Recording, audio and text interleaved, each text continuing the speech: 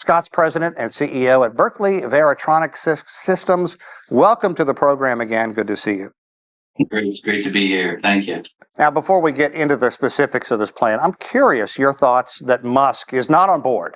Musk and Trump have simply been joined at the hip for months now, and he's clearly smarting a bit from Trump looking beyond the owner of Tesla, SpaceX, and X.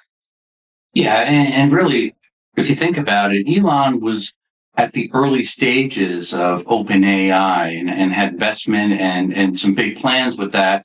And then he backed out. So he could be a little bit bitter, perhaps, and he's doing his own thing now in the AI space.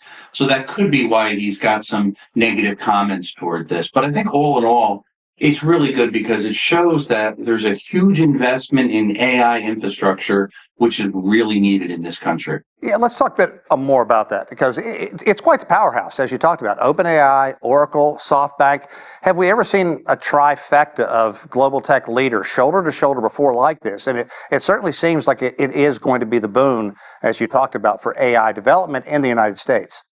Oh, absolutely. And if we really kind of unravel the whole thing, what it's going to start to do is really create a more competitive landscape. And we all know that when there's more competition between tech companies and other countries, it makes it more attractive, more affordable. So I think it really helps in the long run if we're thinking about the advances in AI. And we have to look that way about it. And it's going to do a lot of things. There's going to certainly be economic growth because, as mentioned, he said more than 100,000 jobs created. Right. And admittedly, a lot of this is technical jobs. And that's good if you're somebody technical.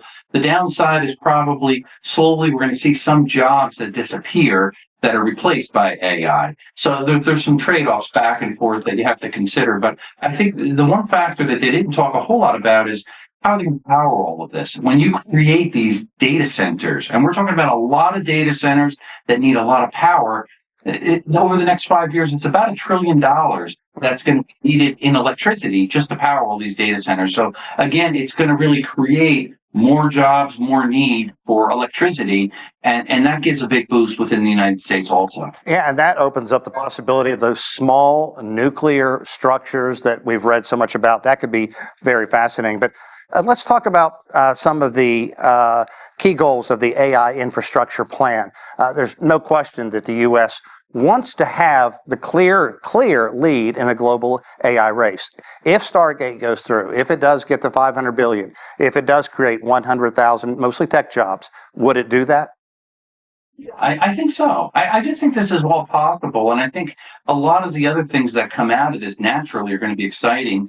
Just look at the talent pool. What's going to happen is you're going to see heavy changeover in just the talent pool for STEM jobs, mathematics and science jobs that support this giant AI build out, this infrastructure build out. So colleges, universities, schools need to change over time in the next few years, really, so the workforce of the not too distant future is prepared to fulfill these jobs. So we're going to see amazing things like that, the support mechanisms for the AI infrastructure build out.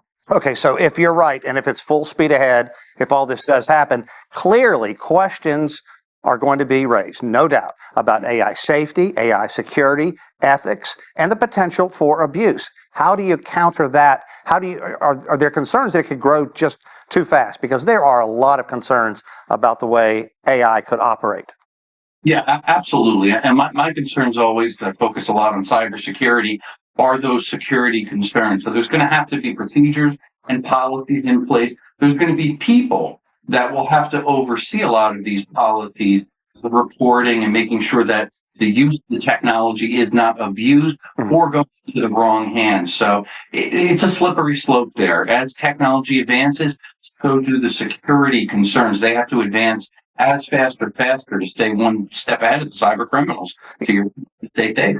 You know, and it's going to be interesting, too, because there's not going to be one sweeping way to have this security, this control for all nations. I mean, it just can't happen. So the question comes, how will this investment affect U.S. relations with other global leaders in AI, such as China and the EU?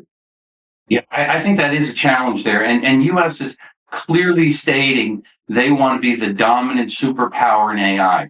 That being said, we've heard that also from China, and we know EU wants a big piece of it. So we're really going to have a little bit of a fight going on, and it's difficult.